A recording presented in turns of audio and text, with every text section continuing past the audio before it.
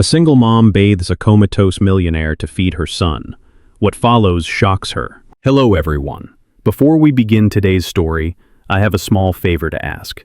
Please hit subscribe and turn on the notification bell so you never miss our channel's new videos. It is quick, free, and the best way to support us in bringing you more dramatic stories.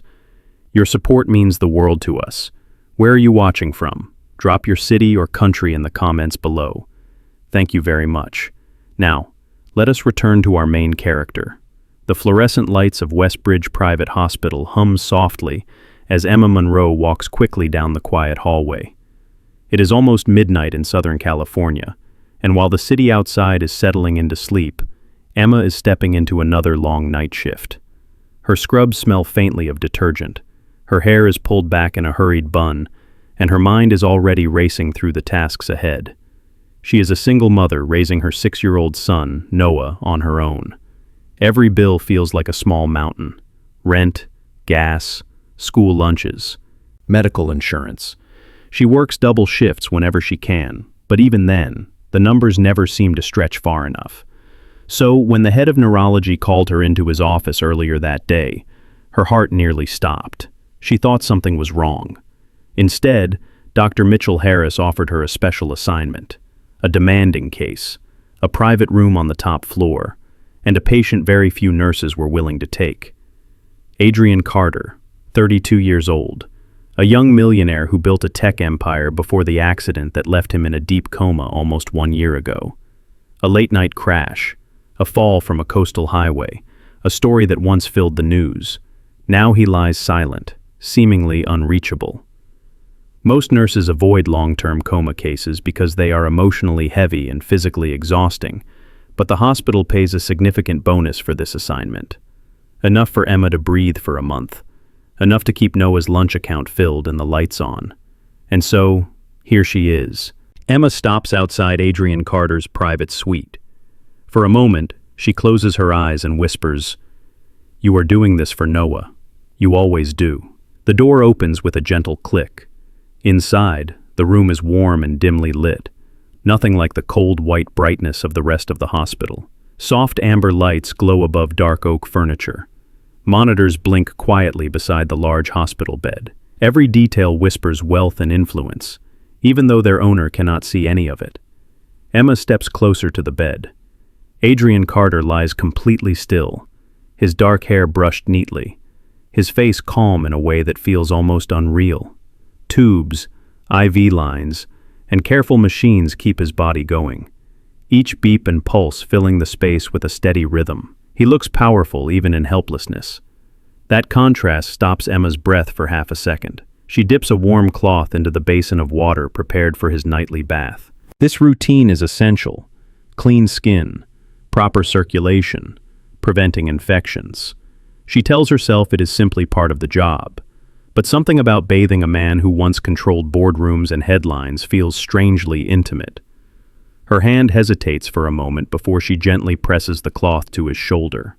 His skin is warm beneath her touch. A tiny chill runs along her arm, as if the room itself shifts almost imperceptibly. "Mr. Carter," she murmurs softly, unsure if he can hear anything at all. "My name is Emma. I will be taking care of you from now on." The heart monitor keeps its slow, steady beat. No movement, no sign of awareness. Just the quiet breathing of a man suspended between life and silence. Emma continues wiping his arms and chest with careful, respectful motions. Her face softens as she works. "I hope someone out there is rooting for you," she whispers, "just like I root for my little boy every single day." She places a fresh towel across his chest and leans closer to adjust a sensor near his collarbone. For a moment, she thinks she sees his fingers twitch, the tiniest motion, so small she almost doubts it. She pauses, staring, waiting, but everything is still again. Maybe it was nothing. Maybe she is tired. Maybe long shifts make people imagine things. Emma breathes out and returns to her routine, unaware that this quiet night, this simple act of care, will be the first thread in a story she never expected. A story that will tie her life, and her son's life, to the silent man before her in ways she could never have imagined. The next morning begins with a pale orange sunrise spreading across the windows of Westbridge Private Hospital.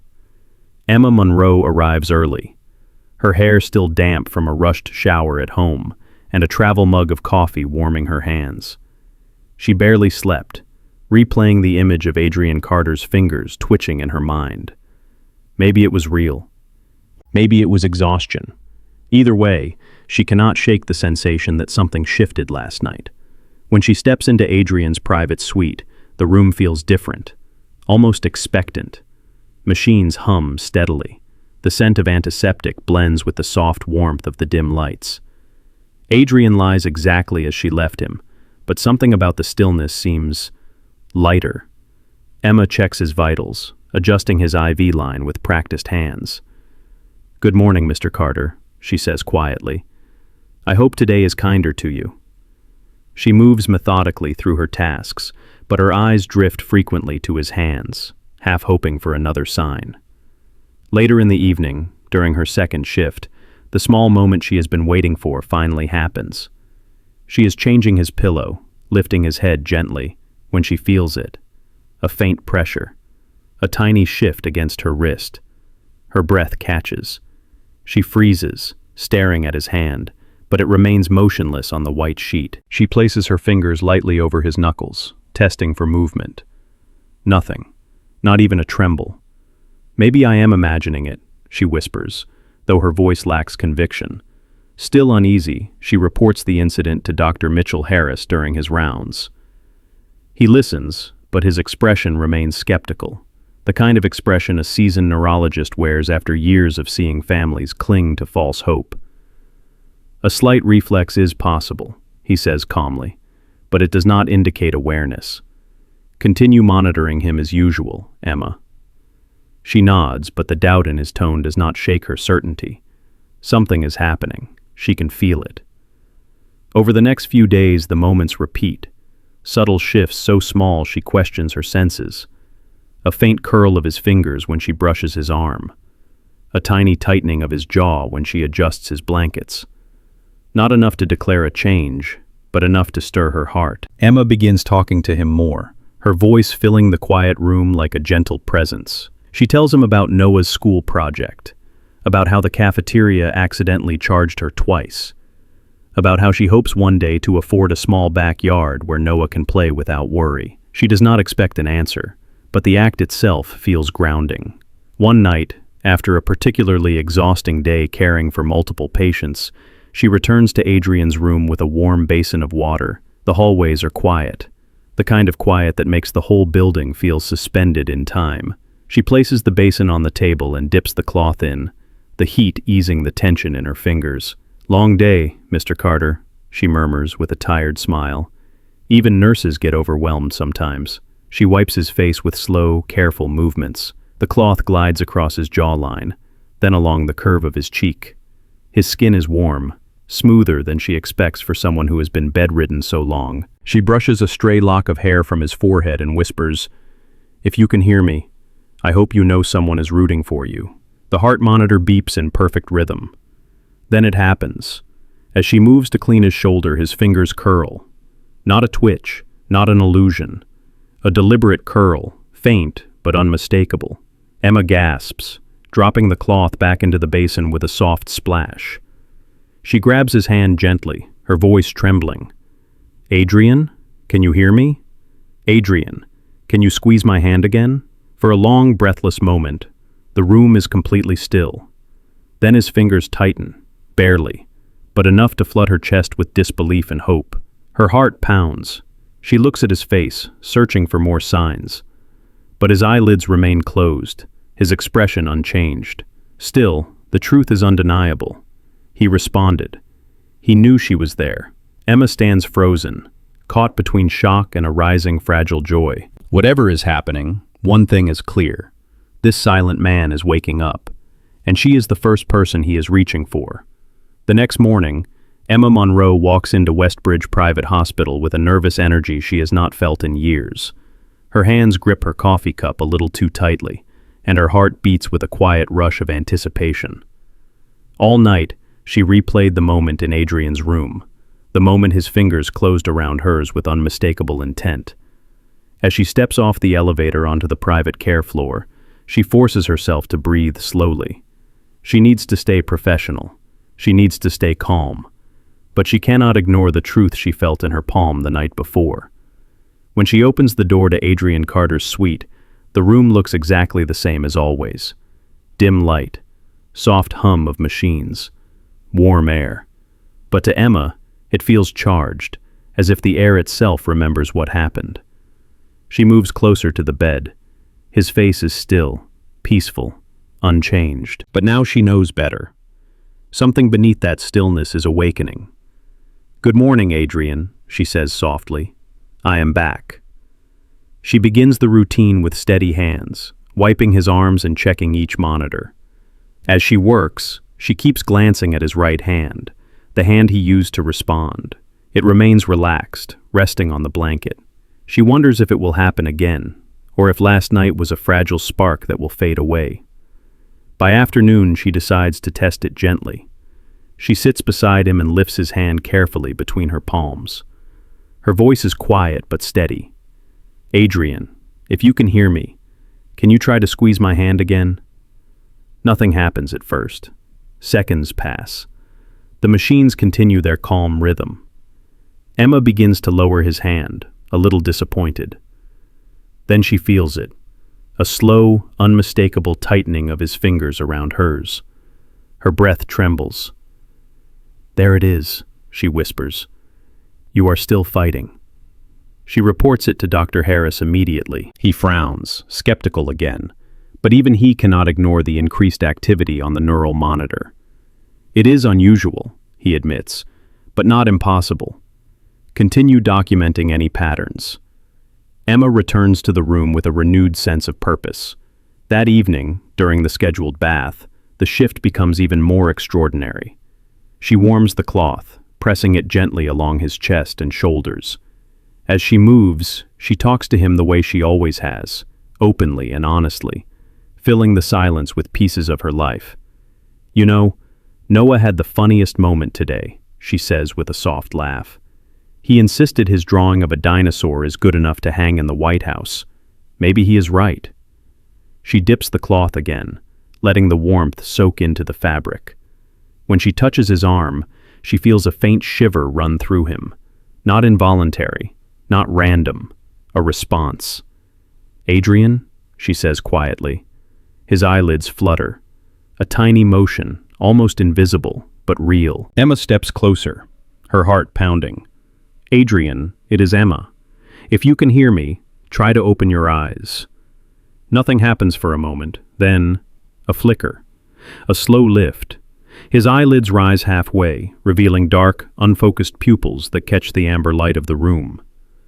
Emma's breath breaks into a soft gasp. "Oh my goodness, Adrian, you are waking up."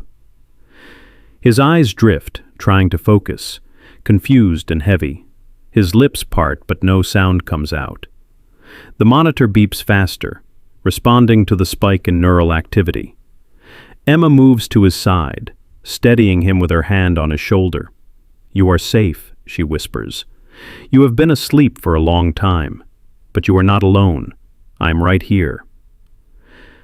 His gaze settles weakly on her face, as if recognition forms from somewhere deep inside the long darkness he has been trapped in. His hand reaches slightly, instinctively, searching for something familiar. Emma takes it gently in both of hers. "Welcome back, Adrian," she says softly. "I knew you were still in there." Tears gather at the corners of his eyes, and although he cannot speak, the emotion in his expression says enough. He heard her. He felt her. And she was the first person his waking mind reached for. This is no longer just a routine. This is the beginning of Adrian Carter's return to the world. And Emma Monroe is now part of that awakening, in a way neither of them could have imagined. The next 48 hours at Westbridge Private Hospital turn into a quiet storm of movement, monitoring, and cautious hope. Adrian Carter, once frozen in a year-long coma, now drifts in and out of a fragile awareness. His eyes open for seconds at a time, then close again. His fingers respond when touched. His heart rate rises whenever Emma Monroe speaks. For the medical team, it is progress.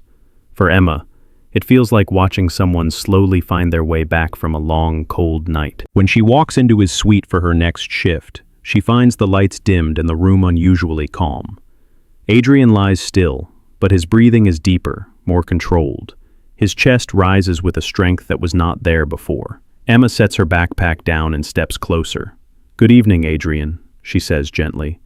"I hope you saved some energy for me." His eyelids twitch at the sound of her voice. It is subtle, but Emma notices everything now.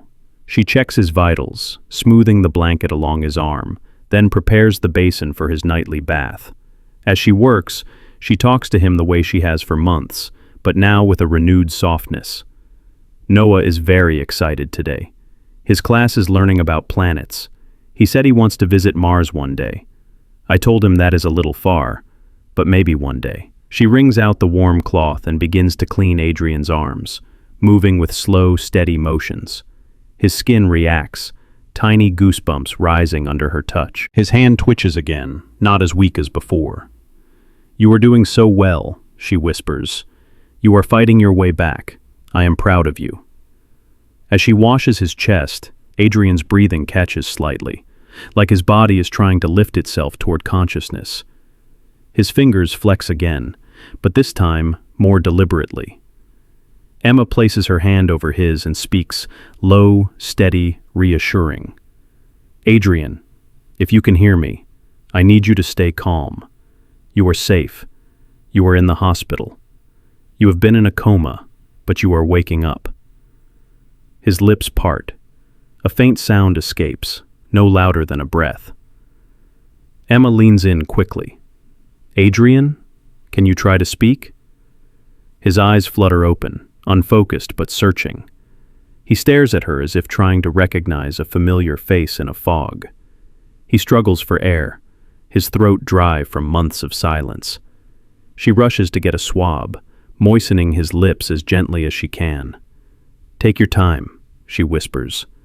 "You do not have to talk yet. You are doing enough just by being awake." His gaze locks onto hers, and for a moment, something passes between them, an unspoken understanding, a fragile thread of connection that began long before he opened his eyes. A soft knock interrupts the quiet. Dr. Mitchell Harris steps inside, clipboard in hand. His eyebrows lift when he sees Adrian awake. "Well," he says under his breath, "this is remarkable." He conducts a few basic tests. Adrian responds weakly, but clearly. His fingers squeeze on command. His eyes follow movement. His brain is waking, piece by piece. Emma stands at the foot of the bed, trying not to interfere. But Adrian's gaze keeps drifting back to her, as if she is the only anchor he recognizes in the room. When Dr. Harris finishes, he turns to Emma. "His progress is significant. What you have been doing, it is helping." Emma blushes slightly, unsure how to respond. "I am just doing my job, doctor." Adrian tries to turn his head toward her again, his brow furrowing with effort. Emma moves to his side and rests one hand on the blankets near his arm. "I am right here," she assures him quietly. His eyes soften. Dr. Harris leaves and the room grows still again. Emma sits beside him, her voice gentle. "You scared a lot of people, Adrian, but I think you are coming back, and I am going to help you, every step of the way." A tear escapes the corner of his eye. Emma wipes it with her thumb, her touch careful and warm. He stares at her with a look that is both fragile and grateful, as if silently telling her he remembers her voice from the darkness he fought through. Emma takes a quiet breath, her heart swelling with something she cannot name. This is no longer just progress. It is the beginning of a bond neither of them saw coming. A bond that will pull her deeper into Adrian Carter's life than she ever expected. The next few days pass in a blur of slow but undeniable progress. Adrian Carter remains weak, his voice barely more than a breath. But every hour brings a new sign of returning life. His eyes stay open longer. His fingers respond faster. His breathing grows steadier. And through it all, Emma Monroe is there, guiding him gently through each step of awakening. Late one afternoon, Emma enters his suite carrying a small cup of ice chips. The sun is setting behind the hospital's tall windows, casting warm gold across Adrian's face. He is awake, watching the light as if seeing the world for the first time in ages. Emma smiles softly. It is a good view, is it not? His eyes shift toward her. His lips move, struggling to form a sound. She pulls a chair close and sits on the edge of it, leaning in with patient calm. You do not have to push too hard, she tells him. Your throat has been silent for a long time. Just try to rest. His fingers lift slightly from the blanket, a small gesture, but enough to make her heart warm. She offers an ice chip, lifting it carefully to his lips. He accepts it, swallowing with effort. That is perfect, Emma encourages. Small steps. You are doing everything right. He studies her face with a faint awareness, as if he has known her far longer than just these waking days. It is the same look he gave her the first time he opened his eyes. Confused, grateful, connected. Emma adjusts the blankets and gently checks the sensors attached to his chest. As she leans closer, Adrian whispers something almost too soft to hear. Your voice. Emma freezes. She lifts her eyes to his. My voice? She asks quietly. He nods, slow, heavy, but deliberate. I remember it. She inhales sharply. All those nights talking to him, telling him stories, whispering encouragement into a silent room. He heard her. Deep in the coma, through the darkness and the stillness, he heard her. The realization sends a wave of emotion through her chest. It is all right, she says gently, placing her hand on his. You do not have to explain anything yet, but thank you for telling me. He closes his eyes briefly, exhausted from speaking even a few words. Emma understands immediately. She lowers the bed a little and brings him a warm cloth to cool his forehead. While she works, she continues talking in her soft, steady rhythm. Noah drew another dinosaur today, she says with a smile. He wanted me to show it to you. He thinks you would like the blue one. A faint sound escapes Adrian's throat, something between a breath and a low chuckle. Emma looks at him in surprise. You like dinosaurs, Adrian? She teases gently. He tries to respond, but the effort is too much. She shakes her head immediately. Do not strain yourself. There will be time later. So much time. She continues the nightly routine, bathing him with warm water and slow, careful movements. As she wipes his shoulder, he winces, barely, but enough for her to see. Are you hurting? She asks softly. His eyes meet hers, filled with frustration. He cannot speak enough to explain. Emma thinks for a moment and then whispers, You have been lying still for a very long time. Your muscles are waking up too. It will get better, I promise. He blinks, slowly, accepting her reassurance. When she finishes, she takes his hand again. His fingers curl around hers, not weakly this time, but with a fragile purpose. Emma's breath catches. You are getting stronger, she whispers. Every day. His eyes soften. A single tear forms but does not fall. Emma gently wipes it away. You are allowed to feel everything. You survived something unimaginable, Adrian. You are still here, and you are not alone. The heart monitor gives a steady, comforting rhythm behind them. Adrian looks at her with a depth that makes her chest tighten. Gratitude, recognition, and something like trust. Real trust. Emma squeezes his hand one last time before standing. I will be here again tonight, she promises. Rest. That is all you need to do. As she turns off the warm lamp and steps toward the door, she glances back. Adrian's eyes are still on her, following her until the door gently clicks shut. For the first time since his accident, he finally looks like a man who believes he has something to wake up for. The next week becomes a turning point in Adrian Carter's recovery. Physical therapists begin coming in twice a day, guiding his stiff muscles through careful stretches. His voice grows stronger, though still hoarse, and he manages a few words at a time. Through every session, every test, every shaky step toward awareness, Emma Monroe is close by, steady and calm, the one presence he seems to rely on more than anyone else. One quiet afternoon, Emma enters his suite to find him more awake than usual. The blinds are half open, letting soft sunlight spill across his bed. Adrian is propped up slightly, his eyes tracing the rays as though rediscovering light itself. Emma smiles warmly. "Good to see you up. How are you feeling today?" His throat works as he tries to speak, tired, but here. The words are rasped, but full of meaning. Emma nods. That is enough. Being here is enough. She checks his vitals, adjusting the cords with gentle precision. As she leans in, Adrian studies her quietly, his eyes carrying a mix of gratitude and something deeper, something he does not yet know how to express. When she finishes, she pulls a chair closer. "Do you want me to help you sit up a little more?" she asks. He nods slowly.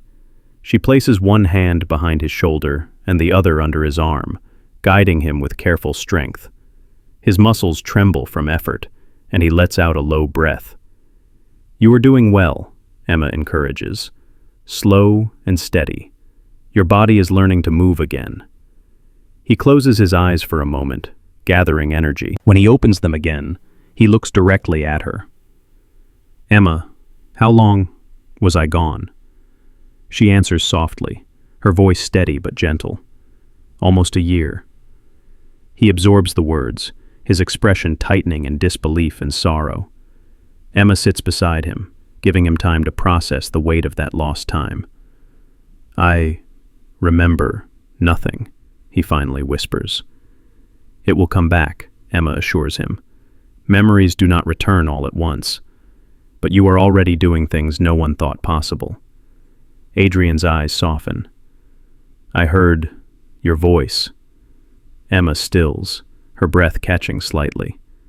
"You remember that?" He nods, slow and deliberate. "You kept talking, even when I could not answer." Emma looks down, touched in a way she struggles to hide. "I did not know if you could hear me. I just wanted you to feel human, not forgotten." Adrian's fingers reach out weakly, brushing her hand. "You kept me here." Emma holds his trembling hand gently, anchoring him with calm strength. "You kept yourself here, Adrian. I only reminded you that you were not alone." He looks at her with a gaze full of gratitude, so raw it makes her chest tighten. Before Emma can say more, a therapist knocks and enters the room, ready for the afternoon session. Adrian looks nervous, his brow pinching slightly.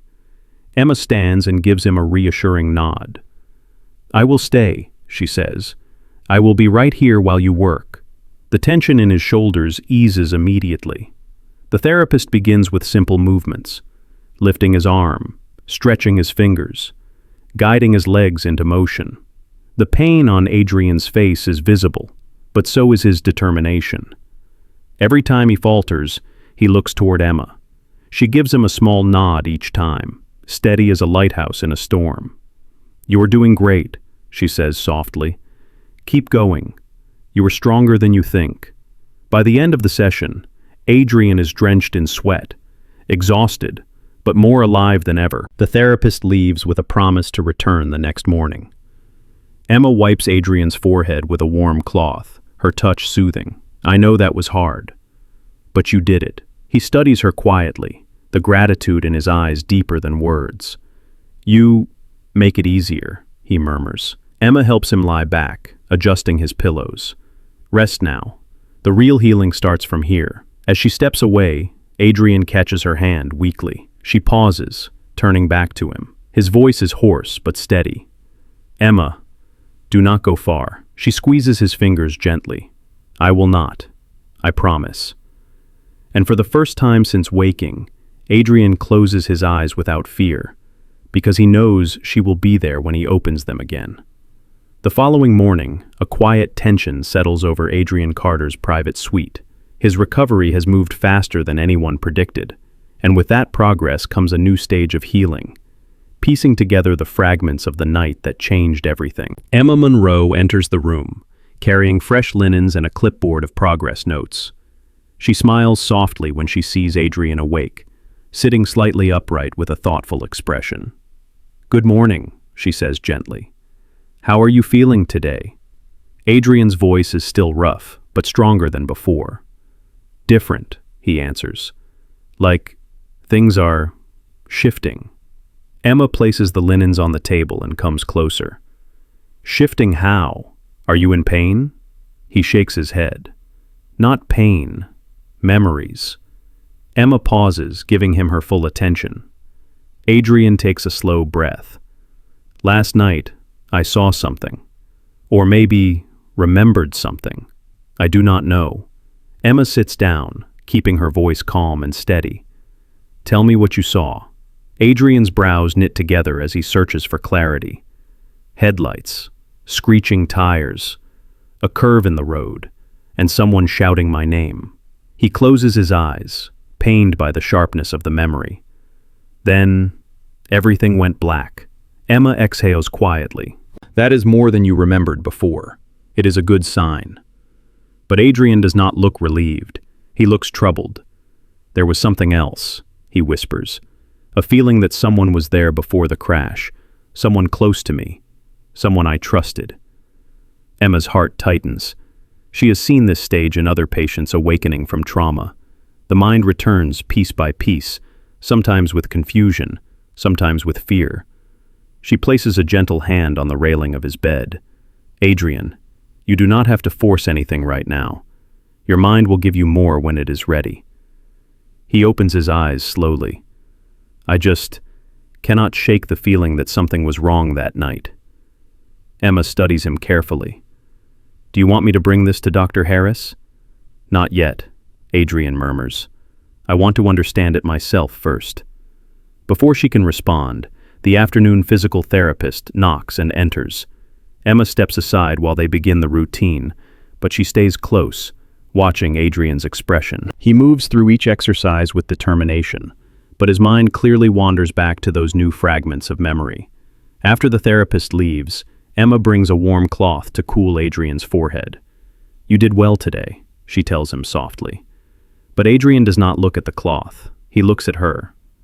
"Emma," he says quietly, "do you think someone could have wanted to hurt me?" The question hangs in the air, heavy and fragile. Emma feels a chill run through her, not because of fear, but because of the earnest confusion in his eyes. She chooses her words carefully. "I think you went through something traumatic," she says gently, "and sometimes trauma makes everything feel suspicious until the memories settle." Adrian nods, but his expression remains troubled. "I trust your voice," he whispers. "You always made me feel safe, even when I was not awake." Her chest tightens at the sincerity of the words. She rests a hand lightly on his. "You are safe now," Emma says softly, "and whatever your mind brings back, you will not face it alone." Adrian holds her gaze, the weight of unspoken truth flickering in his eyes. For the first time, he says the words directly. "Emma, I believe someone caused that crash." And Emma realizes that his healing is about to reveal something far more dangerous than they expected. The weight of Adrian's words lingers in the quiet air long after he speaks them. Emma Monroe feels the shift immediately. His recovery is no longer just medical. It is uncovering something buried, something painful, something dangerous. That evening, she returns to his suite after finishing rounds. Adrian is awake, staring out the window at the fading California sunset. The orange light reflects in his eyes, shadowed with worry. Emma enters softly. "How is your evening going?" He turns his head slowly. "I keep seeing the same flashes, headlights, metal, a voice shouting, and a feeling that the crash was not an accident." Emma steps closer, pulling the chair beside his bed. Memories after trauma can be intense, but they can also be pieces of the truth. Adrian's jaw tightens. "Emma, my company was going through a major transition before the accident. A merger worth billions. There were people who stood to gain if I disappeared." Emma feels a chill, but she keeps her voice calm. "Do you remember anyone specific?"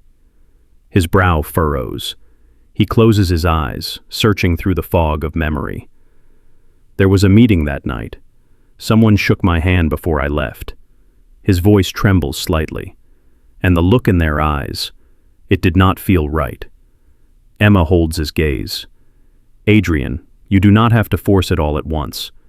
Your mind will give you more when it is ready. He opens his eyes again, breath unsteady. Emma, what if I was never meant to survive? Emma cannot hide the instinctive fear that flickers through her, but she reaches for his hand, grounding him. You did survive, and you are here now. That matters more than anything. He squeezes her hand weakly, his fingers trembling. I want to know what happened. I need to. Emma nods. Then we take it one piece at a time, and you are not doing it alone. A soft knock interrupts the quiet. A young nurse enters to check the monitors, and Emma steps back, but she watches closely. Ever since Adrian hinted at foul play, Emma feels protective in a way she cannot fully explain. She observes the way others enter the room, how they look at him, how long they stay. It is instinct, but instinct shaped by months of connection and care. Later, when the room is quiet again, Emma begins preparing his nightly bath. The warm cloth glides across his skin as she speaks softly, grounding him in the present. You are safe here, she whispers. Whatever happened out there, it cannot reach you right now. Adrian watches her, his voice weak but sincere. I trust you, Emma. She pauses, her chest tightening. Thank you. I will do everything I can to help you heal, physically and whatever else comes. As she rinses the cloth, Adrian's eyes drift to the ceiling, troubled but determined. Someone did this, he whispers. Someone wanted me gone. I can feel it. Emma places a steady hand on his arm. Then your recovery is your strength. Your memories are coming back. And once they are clear, we will know the truth. His gaze shifts back to her, filled with a fragile hope. We? Emma nods without hesitation. Yes, we. For the first time since the night of the crash, Adrian closes his eyes with a sense of purpose. Not fear, not confusion, determination. And as Emma dims the lights and quietly leaves the room, she knows one thing with absolute certainty. Adrian Carter's awakening is about to uncover something far bigger than either of them expected. And she is already part of the fight, whether she intended to be or not. The next 2 weeks unfold like a quiet storm. As Adrian Carter's memory sharpens, the fog around the night of his crash begins to lift. More flashes return, more voices, more fragments, and finally, one face. The face of the person who stood to gain everything from Adrian's disappearance. Late one afternoon, Emma Monroe enters his suite and finds him sitting up straighter than she has ever seen him. His breathing is steady, his eyes clear with a sharpness that was not there before. Emma, he says, his voice stronger, urgent. I remember. She steps closer, her heart tightening. What do you remember, Adrian? He looks up at her, the truth heavy in his eyes. My business partner, Daniel Royce. He insisted I drive home alone after our meeting. He pushed me to take Highway 9. He knew the turns there were dangerous. Adrian pauses, breath hitching. Before I left, he said, enjoy your last quiet night. I thought it was a joke, but now, I know it was not. Emma's blood runs cold. Adrian, you need to tell Dr. Harris. You need to report this. I already did, Adrian says quietly. My legal team has been contacted. They are coming tomorrow morning. Emma exhales in relief, but concern lingers. Good. That is the right step. That night, the hospital feels unusually still. Emma returns to Adrian's suite to help him through his evening routine. But when she enters, he is staring out the window with an expression she cannot read. You look different, she says softly. I feel different. She steps closer. In a bad way? He shakes his head. No, in a free way. His voice lowers, warm and sincere. Emma, I would not be alive right now if it were not for you. Emma's breath stills. Adrian, I was just doing my job. He looks at her, the weight of the last month reflected in his eyes. No, you did more than that. When I was trapped in the coma, I heard your voice. It guided me. It anchored me. You pulled me back when everything in me wanted to let go. Emma swallows, overwhelmed by emotion. I just wanted you to feel human and safe. And I did, he says softly, and I still do. Emma steps closer to help adjust his pillows, but he gently catches her wrist, not forcefully, just enough to make her pause. His touch is warm, grateful, steady. I need to ask you something, he says. She waits. When all of this is over, when I am fully back on my feet, would it be all right if I stayed in your life? Not as a patient, not as someone you take care of, but as someone who cares about you and about Noah. Emma's breath trembles. She has worked so hard to stay professional, to guard her heart, but the truth is written in every glance they have shared. Yes, she whispers, it would be all right. A soft knock interrupts them. A hospital security officer steps inside with a firm expression. Mr. Carter, we have an update. Daniel Royce attempted to access corporate accounts an hour ago. Your legal team intervened. He has been detained for questioning. And Adrian nods slowly, relief washing over him. Thank you. When the officer leaves, Emma sits beside him, her voice gentle. It is over now. No, Adrian corrects her warmly. It is beginning. He reaches for her hand and she lets him. His fingers curl around hers with a new strength, a strength built from healing, trust, and the quiet bond that grew in the stillness of a hospital room. Emma gives a soft smile. So what happens next? Adrian's eyes warm in the dim light. Next, I get better, and I build a life where the people who saved me have a place in it. Emma squeezes his hand. Noah will be thrilled to hear that. Adrian chuckles weakly, the sound warm and alive. I am looking forward to meeting him. The machines hum steadily. The room feels peaceful for the first time since he woke up. As Emma stands to dim the lights, Adrian watches her with quiet gratitude. He survived the crash. He faced the truth. And in the process, he found something he never expected. A reason to live again. A future worth fighting for. And a woman whose voice pulled him back from the darkness, now standing beside him in the light.